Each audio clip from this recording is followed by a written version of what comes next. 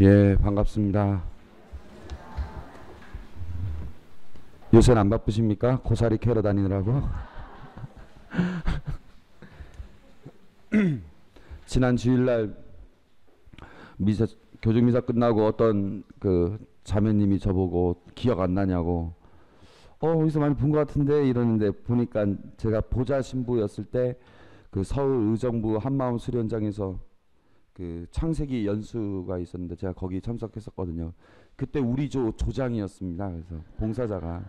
근데 그래서 친구랑 제주도 여행 왔다가 제가 있는 성당을 일부러 찾아서 이렇게 미사에 왔는데 미사 때 딱 제가 등장한 모습 보고 다른 신부님인가 동명이인인가 그렇게 생각했다는 거예요. 그래서 신부님 진짜 많이 바뀌었네요 하면서 그 얘기를 이렇게 하던데 그래서 어제 오늘 이렇게 가만히 생각해 보면서 내가 많이 바뀌긴 바뀌었구나. 맨 처음 유학 갔다 와서 우리 제가 있었던 광명성당하고 서문성당 신자들도 저를 못 알아봤으니까 많이 변했구나 그런 생각이 들면서 그러면서도 무슨 생각이 들었냐면은 별로 그때로 돌아가고 싶은 생각은 잘 안 들더라고요.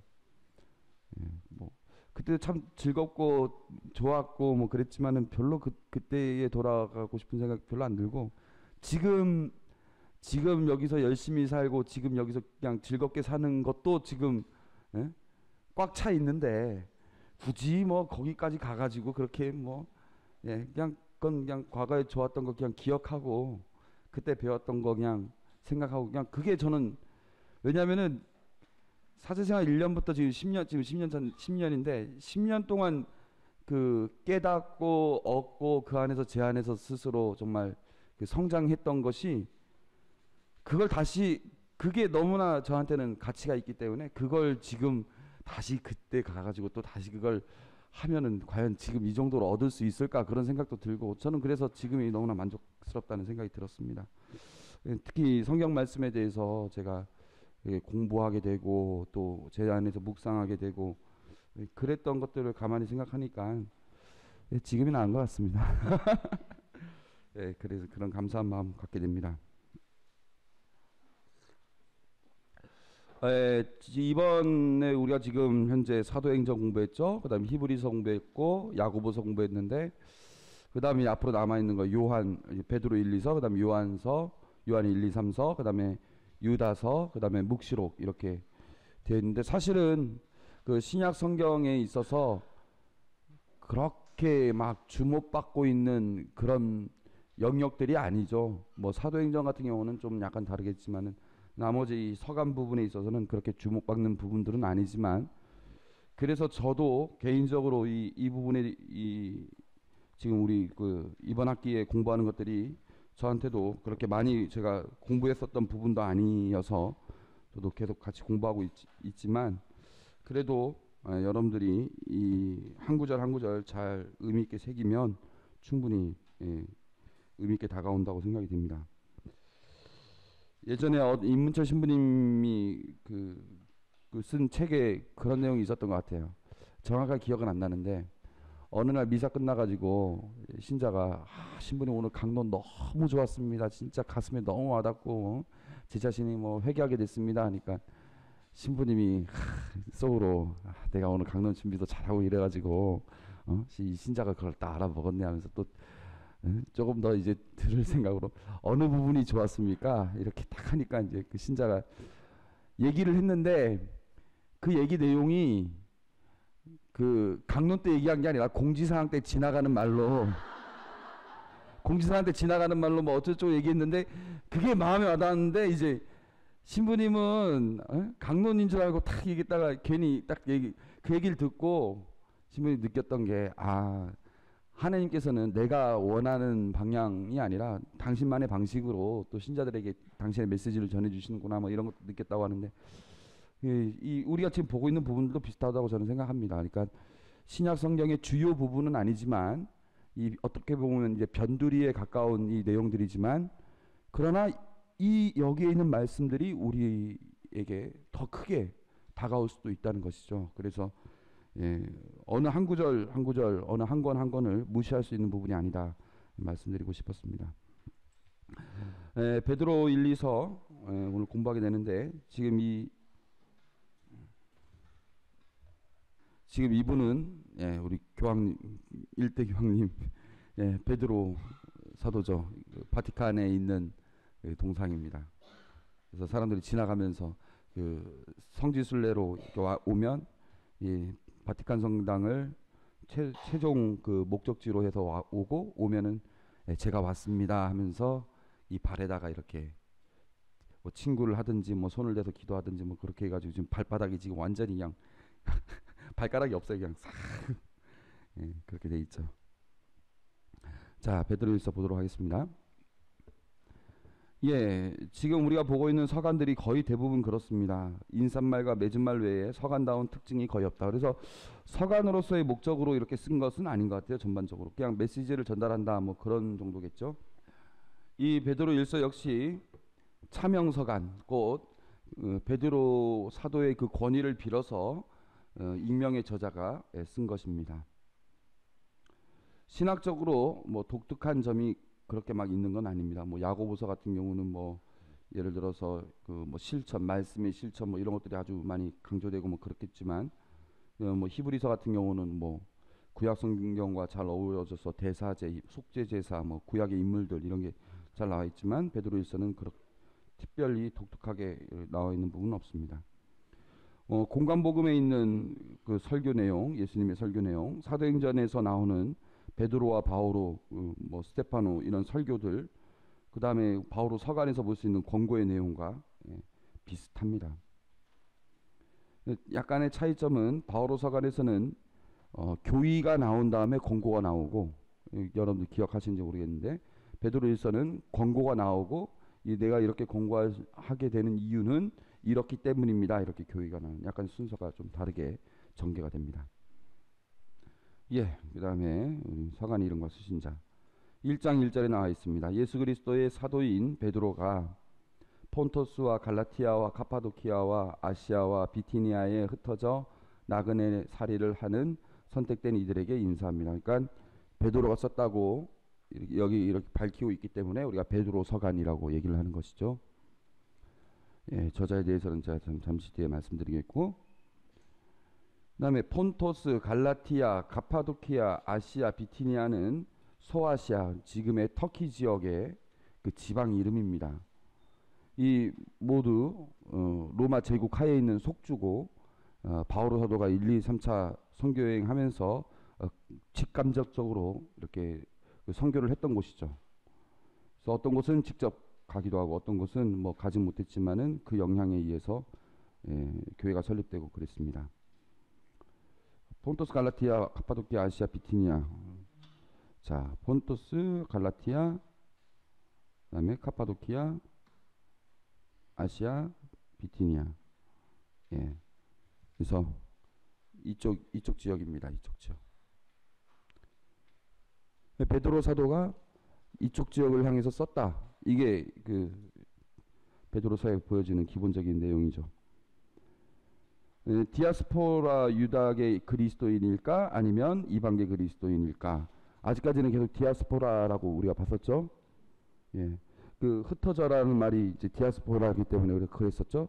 그런데 이 베드로 일서 같은 경우는 내용을 보면은 이방계 그리스도인인 것입니다. 그래서 뭐 1장 14에서 15, 뭐 2장 9에서 14장 3절 이런 데 보면 확실하게 이거 좀 이교도 전에는 우상을 숭배했고 뭐 전에는 이교도였고 뭐 이런 내용이 아주 명확하게는 아니지만 거의 뭐 확실하게 나와 있기 때문에 이방계 그리스도인이 맞다. 그래서 이 경우는 흩어져 나그네 살이를 한다 이 말은 상징적인 의미다라고 말할 수 있어요. 나그네라고 하면은 뭡니까? 그러면 나그네는 기본적으로 어떤 사람이죠? 자기 집이 없는 사람이죠. 지금 현재 임시 거처에 머물고 있는 사람이고, 그러면 흩어져서 나그네 살이를 하고 있다라는 이 신자들은 도대체 어떤 사람들입니까? 자기 집도 없고 그냥 임시 거처로 있다는 거잖아요. 그러면 임시 거처가 어디입니까? 지금 살고 있는 이 세상이 임시 거처라는 얘기인 것이죠. 예? 지금 살고 있는 이 세상이 임시 거처고 본향을 향해서 지금 떠돌고 있는 것이죠. 그걸 얘기하는 것이죠. 베드로 1서의 저자, 아까 제가 간단하게 차명서간이라고 얘기를 했는데, 그래서 결론적으로는 베드로가 진짜 저자인가? 그렇지 않다는 것입니다. 그러나 편지에 그렇게 나왔고 교회 전통적으로 베드로 사도가 저자라고 보고 있었습니다. 현대학자들은 꼭 그렇게 생각을 안 합니다. 왜냐하면은 그리스어가 너무 능숙해요. 이거 어휘가 너무 풍부해요. 이런 건 갈릴레아 어부에게는 어울리지 않는 거죠. 그 다음에 70인역 성경을 인용합니다. 70인역 성경이 혹시 어떤 건지 혹시 아십니까? 네, 그러니까 이제 우리가 성경을 보면은 구약 성경이 있고 신약 성경이 있는데, 구약 성경은 무슨 말로 돼 있죠? 히브리어로 돼 있습니다. 히브리어. 그러니까 이제 예수님이 살던 이스라엘 지역의 공식 언어죠. 근데 이제 히브리어로 되어 있는데, 그것이 이제 후대에 와서 히브리어를 알지 못하는 사람들이 많아지기 시작하면서 그거를 그리스어로 번역을 했어요.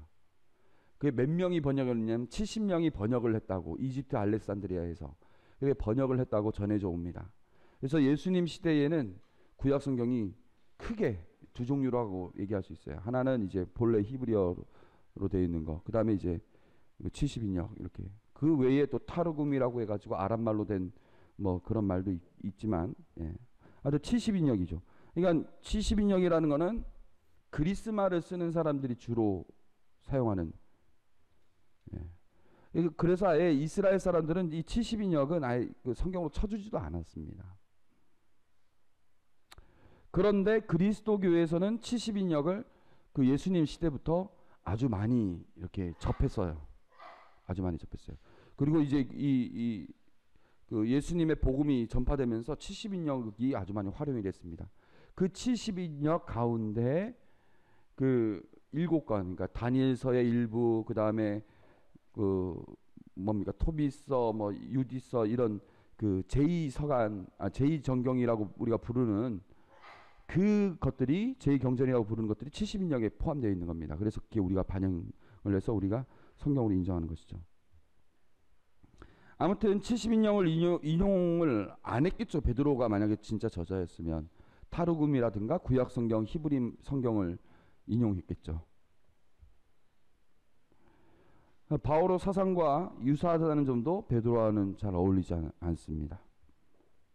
이 베드로 1서의 내용이. 그 다음에 베드로가 만약에 편지를 썼다면 예수님에 대해서 생생하게 증언을 했겠죠. 우리가 복음서에서 보는 것 이상으로 아주 생생하게 그분이 이때 웃으셨다, 이 순간에 고기를 먹었는데 고기는 꼬리부터 먹었는지 머리부터 먹었는지 이렇게 얘기를 했겠죠. 그런데 그런 생생한 증언은 없습니다. 베드로계의 그리스도교 공동체에 속한 인물 중에 한 사람이 차명하여 쓴 것이라고 결론을 맺을 수 있겠죠. 자, 5장 13절에 이런 말이 있습니다. 여러분과 함께 선택된 바빌론 교회와, 앞에 나와 있어요. 화면 보시면 됩니다. 나의 아들 마르코가 여러분에게 인사합니다. 그러니까 마지막 마무리 인사를 하면서 뭐라고 나와 있냐면 여러분과 함께 선택된 바빌론 교회. 여러분, 바빌론 교회가 어디에? 바빌론 교회. 자, 이 지도 보면은 여기가 이스라엘 지역이고,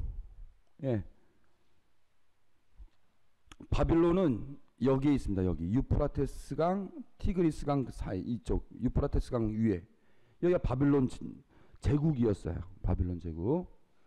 그러면 여기서 익명의 그 신자가 이쪽 사람들에게 쓴 것이냐? 아니에요. 바빌론은 이 시대에 바빌론 교회가 전혀 없었던 것은 아니겠지만, 그렇게 편지를 쓸 만한 곳이 아닙니다. 이 바빌론 교회라는 말은 상징적인 의미입니다. 여러분, 바빌론 하면 생각나는 게 뭡니까? 우리 성경 공부할 때.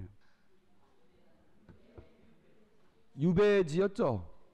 그러니까 바빌론 제국이 기원전 587년에 이스라엘 그 북부 이스라엘과 남부 유다가 있는데 북부 이스라엘은 이미 저기 200년 전에 그 멸망됐고 아시리아에 의해서 587년에 바빌론 제국이 쳐들어와 가지고 예루살렘 성전을 무너뜨리고 사람들을 죽이고 거기에 있는 사람들 중에 영향력이 있는 사람들 대다수를 끌고 바빌론 제국으로 갔었거든요. 이 바빌론 제국으로 다 끌려갔었습니다. 거기서 약 50년, 뭐 49년 혹은 50년 동안 지내다가 나중에 키루스, 옛날엔 고레스라고 하는 그 칙령에 의해서 다시 돌아왔었던 기억이 있습니다. 그때가 그 바빌론 유배 때가 성경이 주요한 내용들이 거의 다 편찬이 됐던 시기였습니다. 아주 귀중한 시기였죠. 아무튼 그러한 경험을 갖고 있는 게 바빌론에 대한 기억이죠. 근데 이때 말하는 이 바빌론은 바로 로마를 상징하는 겁니다. 로마. 네? 왜 그러냐? 70년에 예수님 돌아가시고 난 뒤에 한 35년 뒤에 예루살렘 성전이 파괴가 됐어요. 누가 파괴시켰느냐?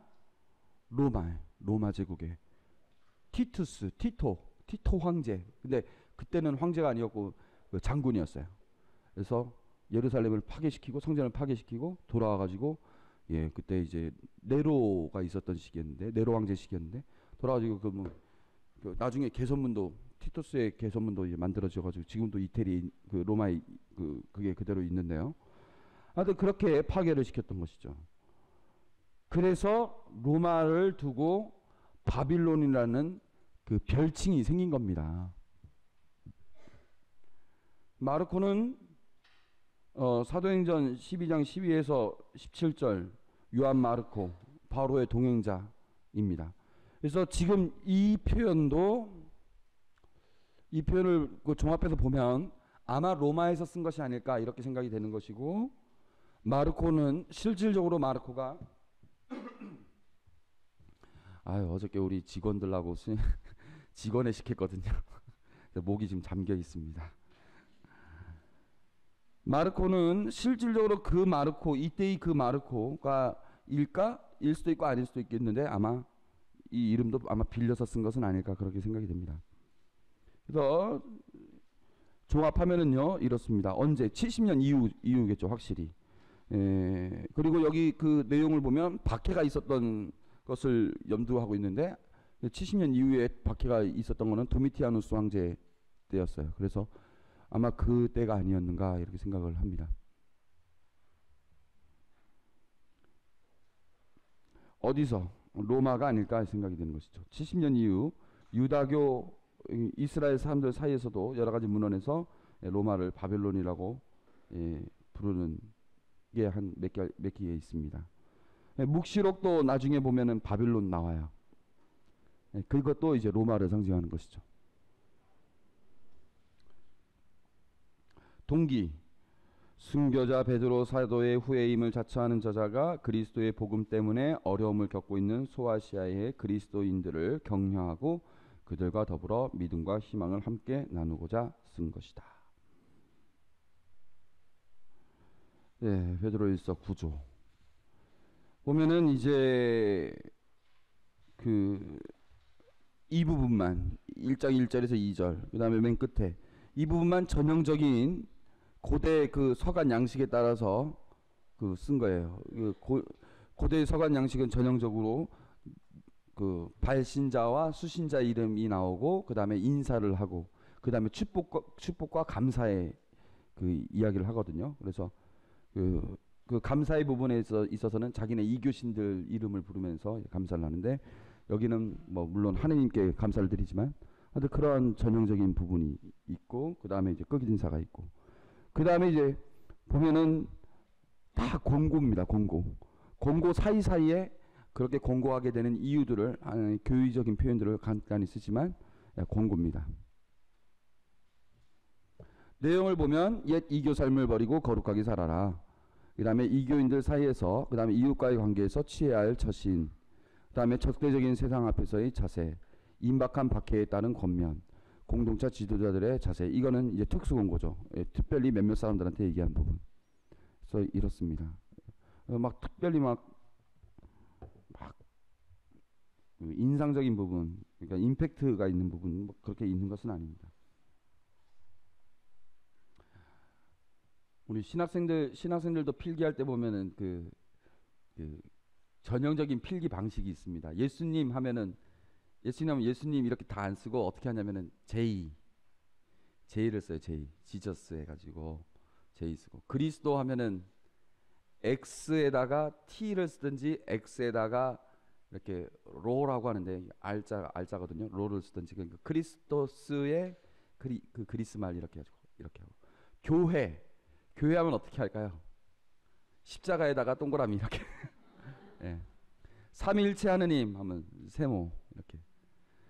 성부 그냥 하느님 하면은 이제 이렇게 씁니다. 이렇게 테우스라고, 테오스. 그렇게 해서 빨리빨리 씁니다.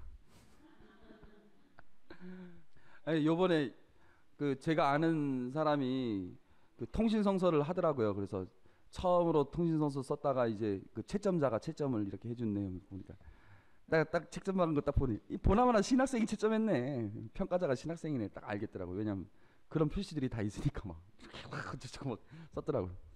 아이고, 신학생이구만, 신학생. 그랬었는데 이제 그 사람이 자기 전혀 몰랐다고. 예, 그럼 넘어가겠습니다. 예, 1장 13절에서 2장 10절. 예, 옛 이교 삶을 버리고 거룩하게 살아라. 그래서 희망에 합당한, 우리는 이교인들이 가질 수 없는 우리만이 간직한 희망이 있고 그 희망에 맞춰서 우리가 거룩하게 살아야 된다. 우리는 말씀으로 새로 태어났다. 그래서 우리들이 그 살아가야 될 그 자세가 있다. 그래서 머릿돌이신 예수 그리스도 위에 살아있는 집에 돌이 되어라. 살아있는 돌이 되어라. 이렇게 얘기를 합니다.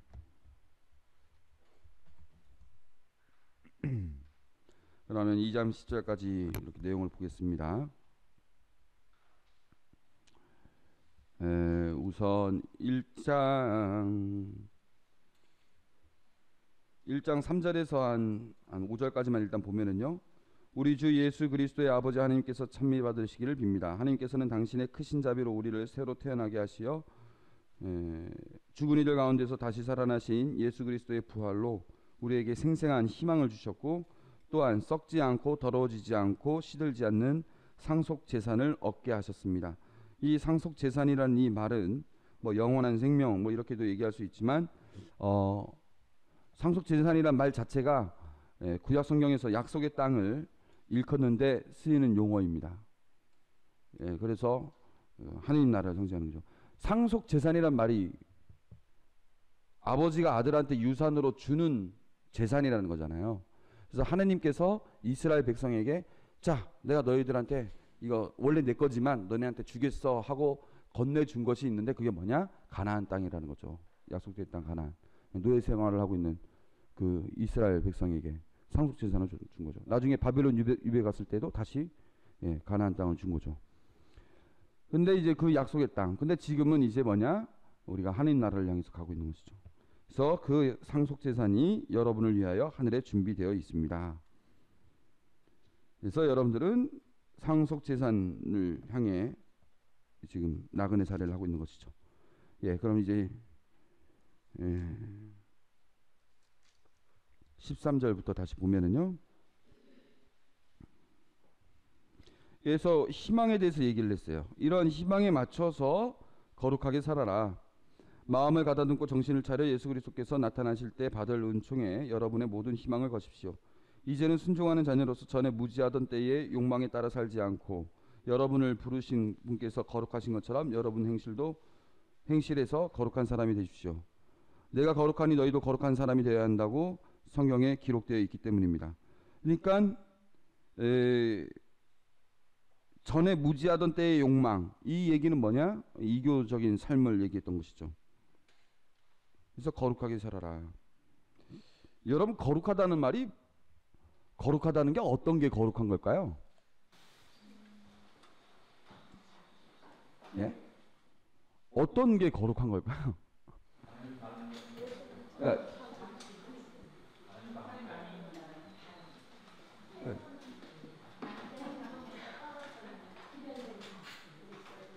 그러니까 이 거룩하다는 말이요. 설명하라고 하면 뭔가 또 애매합니다. 이게 말을 못 하는 거죠. 이 거룩하다는 표현이.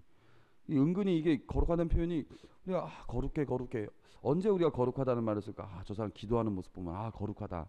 아니면은 성당이 딱 들어갔는데 그 분위기가 그레고리안 성가가 흐르고 있고 조명이 있고 십자가가 있고 거룩하다. 네? 저 사람 정말 뭐 항상 뭐 이렇게 아무튼 뭔가 이 거룩하다는 말에 안 잡힙니다. 근데 이 거룩하다는 것에 대해서 가장 쉽게 표현할 수 있는 말은 뭐냐면은 전적으로 다르다. 전적으로 다르다입니다. 거룩하다는 건. 일상생활과 전적으로 다른 것을 이제 거룩하다고 하는 거예요. 그러니까 하느님의 완전한 하느님의 속성이죠. 그러니까 하느님을 우리가 딱 체험했을 때 우리가 평소에 겪었고 우리가 평소에 느꼈고 우리가 평소에 보았고 우리가 평소에 생각하는 우리의 그 일상 안에서 경험하는 것과는 전혀 다른 우리가 상상할 수 없는 전혀 다른 모습을 하느님에게서 딱 느끼는 거예요. 그걸 거룩하다고 하는 거예요. 전적으로 달라가지고 어떤 면에서는 너무나 충격적이고 너무나 생소하고 너무나 낯설면서도 그런데 너무나 매력적인 그게 거룩한 거예요. 그 하느님의 거룩함에서 거룩함이 흘러나와서 지금 거룩한 곳이 있고 거룩한 시간이 있고 거룩한 사람들이 있고 거룩한 행위가 있는 것이고 거기서 이제 거룩함이 나오는 겁니다. 하느님에게서 나온 그 속성에서. 그래서 우리가 평소에 겪지 못하는 그 전적으로 다른 부분을 거룩하다고 하는 겁니다. 그러니까 하느님을 닮아가는 것, 뭐 그게 거룩하다고 얘기를 할 수 있겠죠. 예, 일단 넘어가고 여러분은 사람을 차별하지 않고 각자의 행실대로 심판하시는 분을 아버지라 부르고 있으니 나그네 살이를 하는 동안 두려운 마음으로 지내십시오. 아까 말씀드렸던 나그네 살이, 예, 그죠? 예, 하나님 나라를 가기 위한. 여러분도 알다시피 여러분은 조상들에게서 물려받은 헛된 생활 방식에서 해방되었는데 은이나 금처럼 없어질 물건으로 그리 된 것이 아니라 흠없고 티 없는 어린 양 같으신 그리스도의 고귀한 피로 그리 된 것입니다. 그리스도께서 세상 창조 이전에 이미 뽑히셨지만 마지막 때에 여러분을 위하여 나타나셨습니다. 예, 이렇게 얘기를 하는 겁니다. 22절부터 25절 보면 여러분은 진리에 순종함으로써 영혼이 깨끗해져 진실한 형제를 실천하게 되었으니 깨끗한 마음으로 서로 한결같이 사랑하십시오. 여러분은 썩어 없어지는 씨앗이 아니라 썩어 없어지지 않는 씨앗 곧 살아계시며 영원히 머물러 계시는 하느님의 말씀을 통하여 새로 태어났습니다. 모든 인간은 풀과 같고 그 모든 영광은 풀꽃과 같다. 풀은 마르고 꽃은 떨어지지만 주님의 말씀은 영원히 머물러 계시다. 바로 이 말씀이 여러분에게 전해진 복음입니다. 예, 진짜 썩어 없어지는 것이 아니라 썩어 없어지지 않는 것에 우리가 머물러야 되는 건 진짜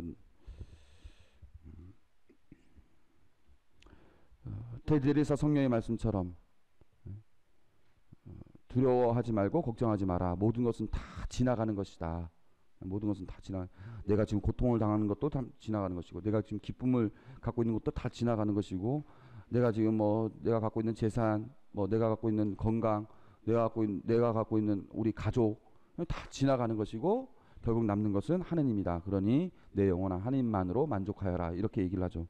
그 얘기처럼 모든 것을 썩어 없어지지 않는 그것에 이제 우리가 머물러야 되는데 여기서 나와 있는 이 9절 24절에 있는 모든 인간은 풀과 같고 그 모든 영광은 풀꽃과 같다. 풀은 마르고 꽃은 떨어지지만 주님의 말씀 영원히 머물러 계시다. 이게 이사야서 40장 내용인데 이사야서 40장은 그 바빌론 유배에서 해방되었을 때 맨 처음 나와 있는 첫 선포입니다. 그래서 이 선포의 내용이 왜 하필 이런 말이 나오느냐.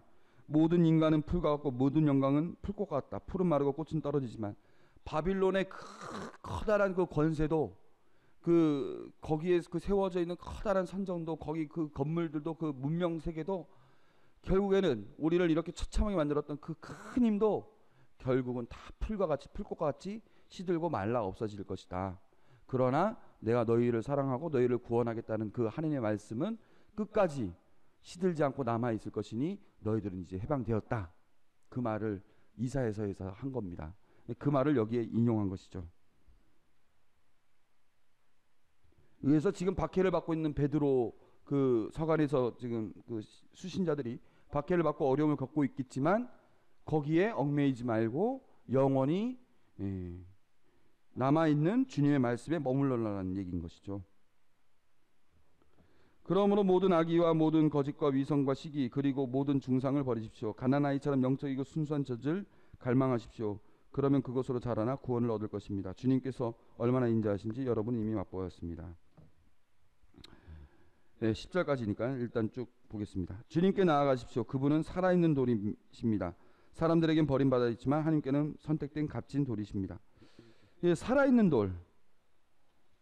그때 이게 그때 무슨 주일날 독서회가 나왔었는데 주교님께서 이 살아있는 돌 갖고 강론을 이렇게 얘기를 하셨는데 뭐 그때 당시에는 뭐 돌이 어쩌고 막 해서 얘기를 했는데 그래서 저런 표현이구나. 주교님 강론 통해서 저도 대강 무슨 표현이구나 이렇게 듣긴 들었는데 기억이 잘 안 나요. 아무튼 그래서 주교님 말씀하셨던 것이 도대체 어느 주석서에 나와 있는지 제가 막 주석서를 찾아봤는데 없더라고요. 그래서 무슨 내용인지 잘 모르겠고, 근데 이런 얘기, 그러니까 주석서에 이런 표현이 있었습니다. 그러니까 이게 우리가 알아들어야 될 표현이라고 생각되는데, 그러니까 이제 살아있는 돌이라는 건 원래 그 문헌들을 보면 자연 상태의 바위를 살아있는 돌이라고 얘기를 한다고 합니다. 원래는 뭐 깎거나 뭐 이렇게 하지 않고 그냥 자연 상태에 있는 돌을 살아있는 돌이라고 표현하는, 산돌이라고 표현한다고 한답니다. 근데 여기서는 그거를 말하는 건 아니고, 자연 상태의 그 돌을 그걸 상징하는 것은 아니고, 예수님께서 살아있는 돌이라는 표현은 그 우리 이 한인 나라의 그 성전의 기초가 된다는 표현으로서 돌이라는 말을 썼지만, 그러면서 살아있다라는 말을 쓴 것은 예수님께서 부활하셨고 생명을 얻으셨고 이런 표현이면서 동시에 그때 당시에 보면 석상이 있고 목상이 있을 거 아닙니까? 이교신들, 그 돌상들은 그냥 죽어 있는 돌이라는 거죠. 무슨 그 아르테미스 그 뭐 여신상이라든가 무슨 뭐 아테네 여신상이라든가 아폴로 신상이라든가 이런 것들은 다 죽은 돌이라는 거죠. 근데 예수님은 살아있는 돌이라는 거죠. 살아있는 돌로서 우리가 이제 쌓아 올릴 그 성전의 영적 집의 기초가 되시는 분이라는 거죠. 그런 표현, 그러니까 예수님 살아있는 돌이다, 그런 표현이라는 거죠. 그분이 부활하셔 영원한 생명을 갖고 계신 분이시고 다른 이교신들과는 차원이 다르다는 것이죠. 그래서 우리도 살아있는 돌로서 영적 집을 짓는데 쓰이도록 하십시오. 돌이라는 것은 그런 거 아닙니까? 혼자 있으면 아무짝에 쓸모가 없지만 그 돌이 성전의 한 일부가 됐을 때 그게 쓸모가 있는 거 아닙니까? 그래서 우리 자신도 그렇게 일부가 되라는 것이죠. 그 공동체의 일원이 되라는 것이죠. 그럴 때 우리가 가치가 있다는 것이죠. 그리하여 하나님 마음에 드는 영적 재물을 예수 그리스도를 통하여 바치는 거룩한 사제단이 되십시오. 그러니까 우리가 그 일원이 되는 것이죠. 성경에 이런 말씀이 있습니다. 보라, 내가 시온에 돌을 놓는다. 선택된 값진 모퉁이 돌이다. 이 돌을 믿는 이는 부끄러운 일을 당하지 않을 것이다. 집 짓는 이들이 내버린 돌, 그 돌이 모퉁이의 머릿돌이 되었네. 우리 아주 많이 인용되는 시편 구절이죠. 하는 바로 그 돌이며, 예수 그리스도는 차여 넘어지게 하는 돌과 걸려 비틀거리게 하는 바위입니다. 차여 넘어지게 하는 돌과 걸려 비틀거리게 하는 바위이다. 뭔 얘기입니까? 차여 넘어지게 하는 돌과 걸려 비틀거리게 하는 바위이다. 그러니까 우리에게는, 예수 그리스도를 믿고 따르는 이들에게는 우리가 집을 짓게 되는 모퉁이 돌, 디딤돌이 되는 역할을 하는 것이고, 예수님이 디딤돌을, 우리가 예수님을 통해서 항상 그 위에 기초를 쌓아 올려가게 되는 것인데, 예수님을 믿지 않고 예수님을 반대했었던 사람들에게는 예수님이 걸려 넘어지게 하는 걸림돌이 되는 거예요. 예수님이 걸림돌이 되는 거죠. 그래서 복음서에 걸려 넘어지다라는 표현이 사실은 많이 나옵니다. 그들이, 그러니까 뭐 바리사이인들이 뭐 걸려 넘어졌다, 바리사이들이 걸려 넘어졌다, 이런 표현들이 사실 많이 나옵니다. 번역은 그렇게 안 돼 있지만, 아무튼 예수님이 우리한테는 디딤돌이고 그들한테는 걸림돌이다, 이 말을 하는 겁니다. 그래서 그들은 정해진 대로 말씀에 순종하지 않아 그 돌에 차여 넘어집니다. 그러나 여러분은 선택된 결이고 임금의 사제단이며 거룩한 민족이고 그분의 소유가 된 백성입니다. 그러므로 여러분은 여러분을 어둠에서 불러내어 당신의 놀라운 빛으로 이끌어 주신 분의 위협을 선포하게 되었습니다. 여러분은 한때 하느님의 백성이 아니었지만 이제는 그분의 백성입니다. 여러분은 자비를 입지 못하는 자들이지만 이제는 자비를 입은 사람들입니다. 예, 그래 우리가 그 거룩한 사제단의 일원이라는 거, 저도 가끔 그런 생각이 듭니다. 그 신부님들끼리 우리가 그 큰 미사를 할 때, 요번에도 성유 축성 미사할 때 우리가 미사를 했고, 그럴 때 감사함을 느껴요, 제 자신이. 제가 제 자신을 아는데, 제 자신이 얼마나 약하고 보잘것없고, 예? 얼마나 제 자신이 얼마나 세속적인 데에 많이 길들여져 가고 또 그쪽으로 쉽게 넘어가게 되고 이러한 사람인 걸, 제가 정말 그 부족한 사람인 걸 제가 아는데도 불구하고 제가 그 사제단의 일원이 되고 거기서 함께 하느님을 찬미하는 이들의 무리에 제가 속해 있고, 그 신자들 그리고 백성들의 그 기도를 중재해서 올리는 그 사람의 일부로서 거기에 있다는 것 자체에 대해서, 제가 그 일원이 되어 있다는 것에 대해서 어떨 때는 놀랍고 감사하고, 정말 이건 정말 내가 정말 하나님으로부터 받았던 선물이구나라는 생각이 딱 들거든요.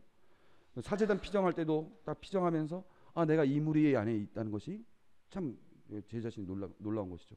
근데 저뿐만 아니라 여러분들도 마찬가지 아닙니까? 얼마나 많은 사람들이 이 여러분들의 모습을 보면서 이 사람들은 얼마나 다른 사람들인가라는 생각을 얼마나 할까요? 이 사람들은 다른 사람들이구나, 우리랑은 다르구나, 거룩함이죠, 다르다는 표현. 얼마나 다른, 여러분들은 이 안에서 살다 보니까 그런가 보다 싶을 수도 있겠지만 여기를 보면서 다른 영역이라고 생각할 수 있어요. 그리고 여러분들은 거기에 일원이 된 겁니다. 진짜 이거는 엄청난 것이죠. 그래서 우리를 선택된 결이고 임금의 사제단이며 거룩한 민족이고 그분의 소유가 된 백성이다. 우리는 그 일원이 됐다는 것이죠. 그래서 그거에 합당하게 살으라는 얘기입니다. 첫 번째 권고가 이교인들 사이에서 이웃과의 관계에서 가져야 할 처신. 그래서 11, 12는 이제 이교인들 사이에서 처해야 될 상황이고, 13절에서부터 이제 3장 7절까지는 그 여러 가지 상황에 따른, 그러니까 이교인들이든 이웃이든 뭐 가족이든 그 상황에 따른 우리가 해야 될 구체적인 의무입니다. 그래서 이 제목만 봐도 알겠죠. 신자와 이교인, 이거는 이교인들 사이에서 취해야 할 처신이고, 선량한 국민, 그러니까 국가 권력에 대해서 가져야 될 처신이고, 충실한 하인, 이거는 하인이 주인과의 관계에서, 아내와 남편, 이거는 이제 가족들과의 관계에서, 그리고 난 뒤에 3장 8절에 참다운 신앙 공동체, 형제적인 사랑을 잘 하라, 이런 내용이 나오는 것입니다. 자, 그래서 여기 내용을 간단하게 보면은요, 사랑하는 여러분, 이방인과 나그네로 사는 여러분에게 공고합니다. 이방인들 틈에서 나그네로 살고 있는 여러분들에게 공고합니다. 그런 표현입니다. 이방인들 틈에서 나그네로 사는 여러분, 영혼을 거슬러 싸움을 벌이는 육적인 욕망들을 멀리하십시오. 영혼을 거슬러 싸움을 벌이는 육적인 욕망들, 그냥 이방인들 틈에서 살기 때문에 여러 가지 유혹들이 있는데 멀리하십시오. 이교인들 가운데서 살면서 바르게 처신하십시오. 그래야 악을 저지르는 자들이라고 여러분을 중상하는 그들도 여러분의 착한 행실을 보고 하나님께서 찾아오시는 날에 그분을 찬양하게 될 것입니다. 이교인들 사이에서 취해야 될 처신이죠. 죄를 안 질, 그러니까 유혹에 빠지지 않는 가장 그 1차적인 그 행동이 뭘까요? 내가 유혹에 빠지지 않을 수 있는 가장 그 비결. 예? 유유상종요? 도망가는 겁니다. 유혹에서 벗어나는 거. 진짜 중요한 것 같아요. 유혹에서 벗어나는 거. 그러니까 죄를 안 지을 수 있도록 환경을 조성하는 거, 내 자신이. 예. 그래서 뭐 술 때문에 나는 안 된다. 술 못 먹는 곳으로 가서 사는 겁니다. 가령 예를 들어서, 아니면 어? 술 먹을 일을 만들지 않는다든가, 도망가는 거, 도망가게끔 하는 거. 제가 지난번에 그 생활 말씀 얘기했지만 이번 달 생활 말씀이 우리 저기 그 신부님들 우리 하는 영성 모임에서 그 생활 말씀이 그 내가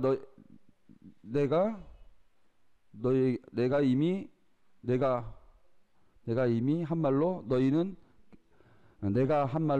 이미 깨끗하게 되었다. 예, 요한복음 15장 3절.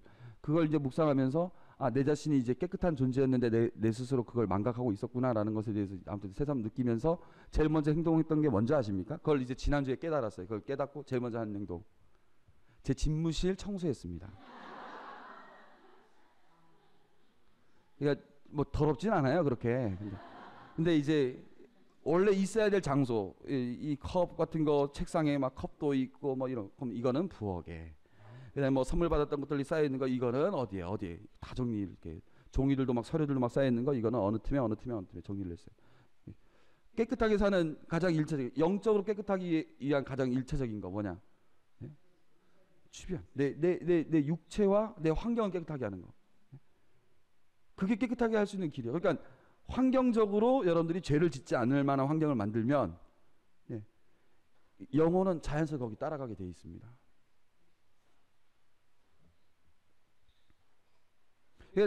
내 방이 깨끗해지니까 기도도 훨씬 자연스럽게 잘 된다는 거죠. 집중하면서 기도도 훨씬 더 자연스럽게 잘 된다는 거죠.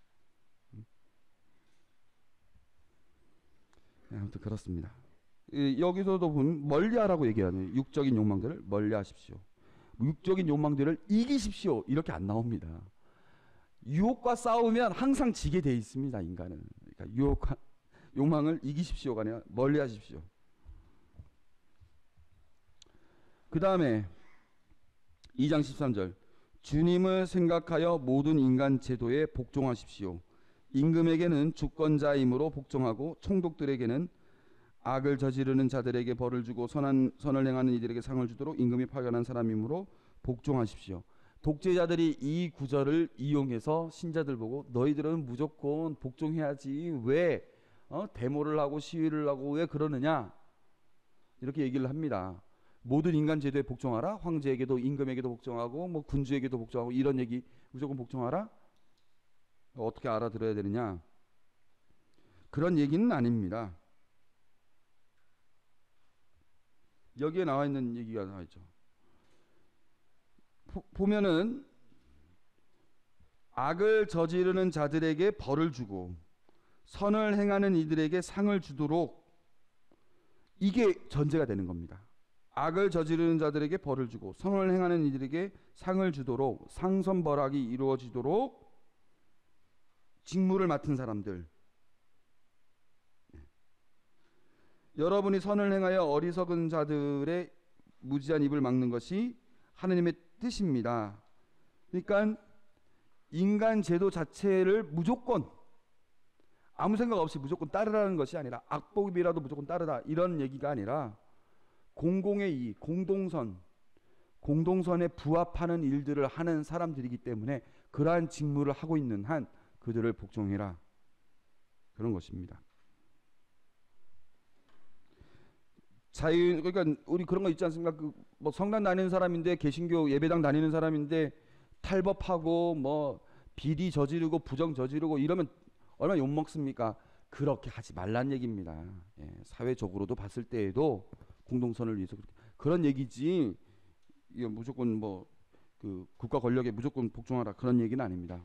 국가 권력과 하느님의 뜻이 마찰될 때는 하느님을 따라야 되는 것이죠. 그래서 모든 사람을 존경하고 형제 공동체를 사랑하며 하느님을 경외하고 임금을 존경하십시오. 그러니까 하느님이 우선입니다. 하느님을 두려워하는 것, 이게 우선인 것이죠.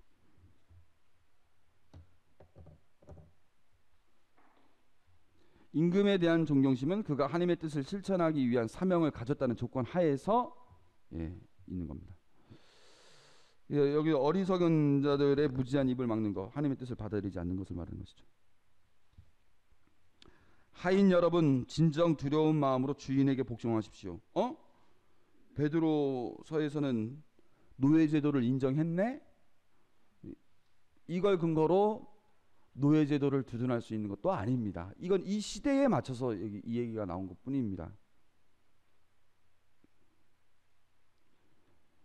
그 시대에는 노예 제도 자체가 사라지는 것이 상상조차 안 됐던 일입니다. 그래서 여러분들 지난번에 필레몬서 공부할 때부터 봤겠지만 오네시모가 그 필레몬의 그 노예였다가 도망을 갔었죠. 도망가가지고 바오로를 만납니다. 감옥에 있는 바오로를 만났고 바오로가 그 오네시모스와 이렇게 함께하면서 그를 정말 아들처럼 대하고 그에게 이제 세례를 주고 그를 신앙인으로 변화시켜서 너 이제 너 주인한테 가라. 무슨 얘기예요? 주인한테 가서 하인으로서 열심히 거기서 살아라. 이렇게 권고를 해서 보내는 거죠. 보내면서 필레몬한테 편지를 씁니다. 그게 필레몬서인데 그 편지에 보면 뭐라고 나와 있냐면은 노예 제도를 왜 노예를 삼느냐 이렇게 한 것이 아니라 노예 제도 자체를 인정하면서도 그를 형제처럼 가족처럼 대하십시오. 그도 우리의 신앙인입니다. 이렇게 얘기를 합니다. 노예 제도 자체에 대한 그 폐지를 상상조차 못했던 그 틀 안에서 이해됐던 것이죠.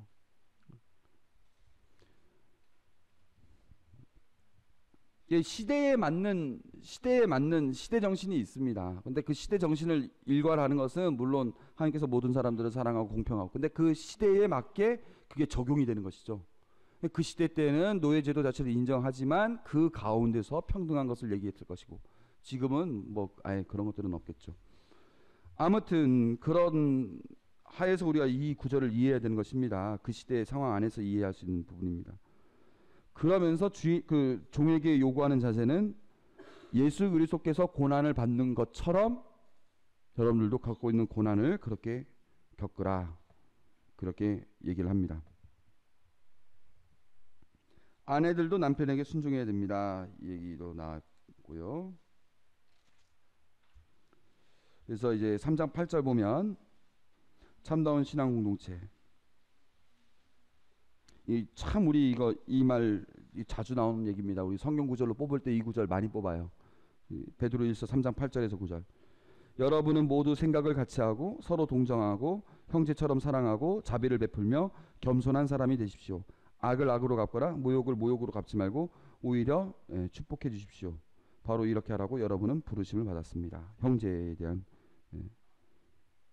그 얘기죠. 이 구절은 아주 유명한 구절이니까 여러분들 기억해 주시면 좋을 것 같습니다.